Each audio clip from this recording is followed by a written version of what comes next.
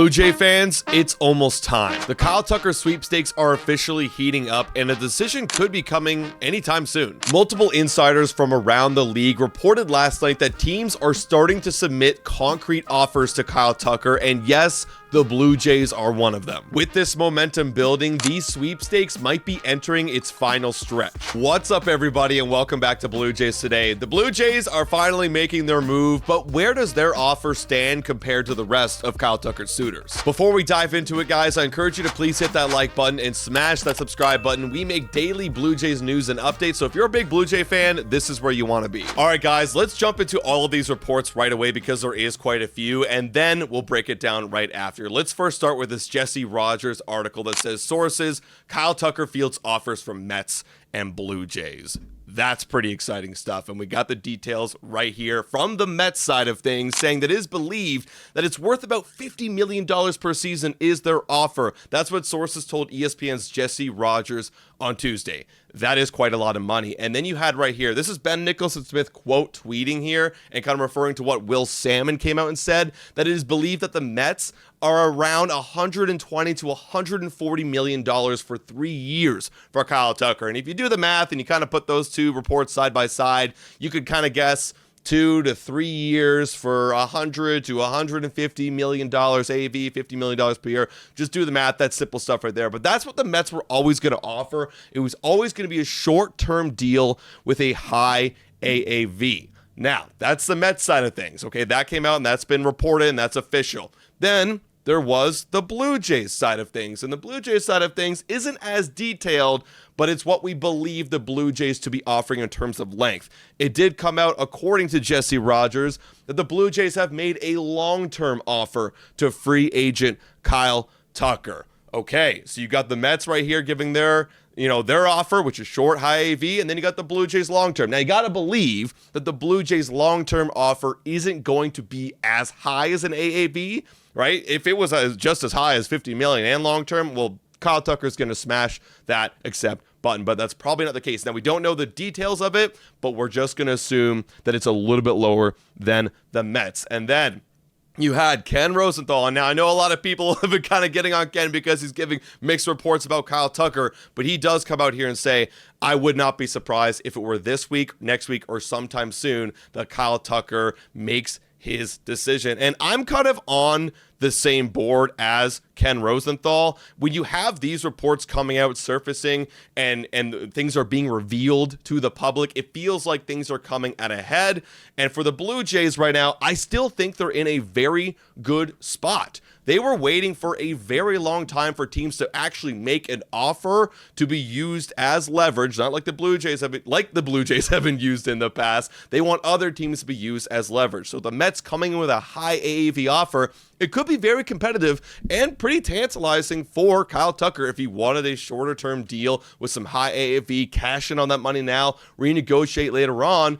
But if he also wants a long-term, he could go with the Blue Jays, and that's exactly what they're sitting there waiting to offer. It's always been reported the Blue Jays could offer the most amount of money and the longest term. They just needed somebody to come in and send a competitive counter offer to Kyle Tucker so the Blue Jays can go to where they're comfortable and offering a little bit more. So as of right now, no details have come out about the Blue Jays offer, but I still think they've got the good leverage here. Part of the reason why I still think the Blue Jays got good leverage is they haven't even released their offer yet, and it doesn't provide any competitive advantage to release their offer. You've seen in years past, Blue Jays who are used as leverage, release their offer, or things have been leaked to the public. That's because they wanted the public to know what other teams were offering so that the main team that the free agent wanted could go and make a counteroffer. Now, that's all just speculation right there, but it does feel like a little bit of a role reversal situation this offseason. The Blue Jays are sitting pretty, and I should expect soon some things to advance right here for the Blue Jays. Maybe it might be a Dodger team coming in and giving a counteroffer because we haven't even talked about that yet.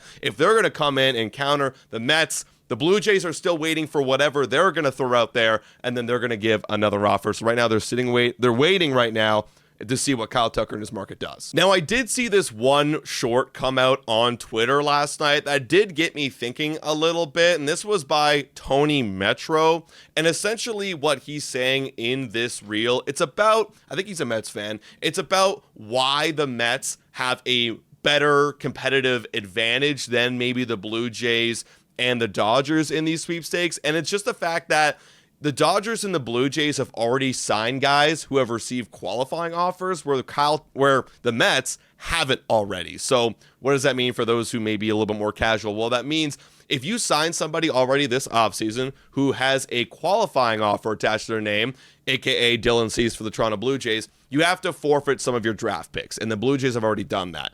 Now, if they go and sign Kyle Tucker, they'll have to offer up even more draft pick compensations, and that has never been done before, a team signing two guys with qualifying offers attached to the name. That'd be their second, third, I believe, fourth, fifth, or it could be fifth, sixth. It's a lot of picks, guys. That's never been done before. However, I would counter this argument and say, look, the Blue Jays are set up right now. If they were to get Kyle Tucker, they would be set up for a long time. And yes, missing out on the 2026 draft would hurt them for a little bit, for a year of time in their development. But they're set up for the next 2 to 3 to 4 to 5 years even. They probably don't even have room for any of those guys to come up in the next 3 to 4 to 5 years. So they're okay with having a little bit of a lull period in their development window. I think the Blue Jays will be just fine if they miss out on some more draft. And to wrap up this video, you had Ben Nicholson-Smith come out and speak to Tim McAuliffe on Sportsnet last night, talking about Kyle Tucker, talking about Bo Bichette, and a lot of people were taking this quote by him and really exploding it. As you guys know, Ben Nicholson-Smith is a very good reporter, and he doesn't like to leak a lot of things, but he said this quote last night saying the Mets and the Dodgers should be scared when talking about a Blue Jays competitiveness for Kyle Tucker, in the sweepstakes, that they should be scared. And now I don't know if that was just him slipping or his, how he feels about it coming out. But everyone's like, what? Ben Nicholson-Smith is saying this? This must be huge news.